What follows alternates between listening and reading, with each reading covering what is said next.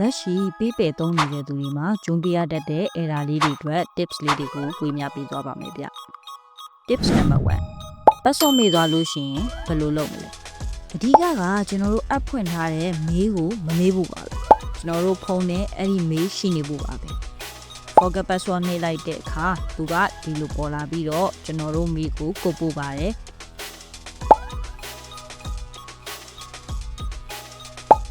အဲ့ဒီကုတ်ကိုပြန်ထည့်လိုက်တဲ့အခါမှာတော့ကျွန်တော်တို့ password အသစ်ပြန်ထားပြီးတော့သုံးသွားလိုက်ရုံပါပဲ Oh yes. tips number 2 PayPal account ဘာလို့လောခဏခဏကြာတတ်တာမြန်မာမှာဆို PayPal ကို VPN ခံပြီးတော့သုံးရပါတယ်အဲ့ခါမှာ location ကိုပုံသေးတစ်ခုတည်းထားသုံးဖို့လိုပါတယ်မဟုတ်လို့ရှင်တော့သူကမတင်ကားဖြစ်ပြီးတော့ log out လုပ်တာကိုခံရတတ်ပါတယ် PayPal account ကိုလည်း11ခုထဲမှာပဲဝင်ထားပါမယ်ဆက်တွေခဏခဏပြောင်းသုံးလို့ရှိရင်ကြတော့လောကြတတ်ပါတယ်မသုံးတာ app ဖွင့်ပြီးတော့ဝင်ကြည့်တာတို့အဲ့လိုမသုံးတာကြားတယ်သွားတဲ့အခါမျိုးမှာဆိုရင်တော့ auto log out ဖြစ်သွားတတ်ပါတယ် tips number 3တခြားလိပ်စာထည့်ထားလို့ရှိရင်ကိုယ်ငွေတွေကိုသူများဟတ်နိုင်လား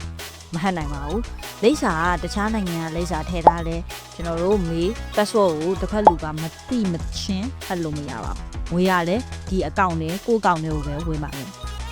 tips number 4လိပ်စာဖုန်းနံပါတ်ဖွင့်ထားတဲ့မေးတို့ပြန်ပြောင်းလို့ရပါတယ်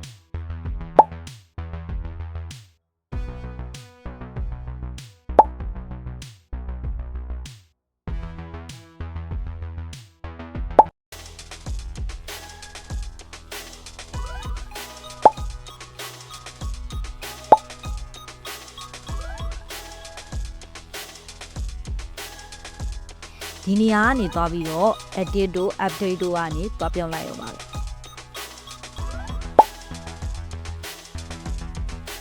tips number 5မြန်မာနိုင်ငံမှာအကောင့်ဖွင့်လို့ရလားမြန်မာနိုင်ငံမှာသုံးလို့ရပါတယ်မြန်မာ location နဲ့ဖွင့်ထားတဲ့ email မြန်မာဖုန်းနံပါတ်တို့နဲ့ဖွင့်လို့ရပါတယ်ဒါပေမဲ့လိပ်စာတော့နိုင်ငံခြားလိပ်စာနဲ့ဖြည့်ရပါမယ်မြန်မာနိုင်ငံကနေလည်းအကောင့်ဖွင့်ပြီးသုံးလို့ရပါတယ်ပေးမှန်းငွေလက်ခံတာငွေလွှဲတာကြက်ရလုပ်လို့ရပါတယ်ကဲဒါတွေကတော့အသုံးပြုသူတွေအဖြစ်များဆုံး error တွေပေါ့နော်မိတ်ဆွေရော PayPal သုံးပြီးတော့ဘယ်လို error မျိုးတွေကြုံဘူးလဲဒီ app နဲ့ပတ်သက်ပြီးတော့သိချင်တာရှိရင်လည်း comment မှာမေးထားခဲ့လို့ရပါတယ်ဗျ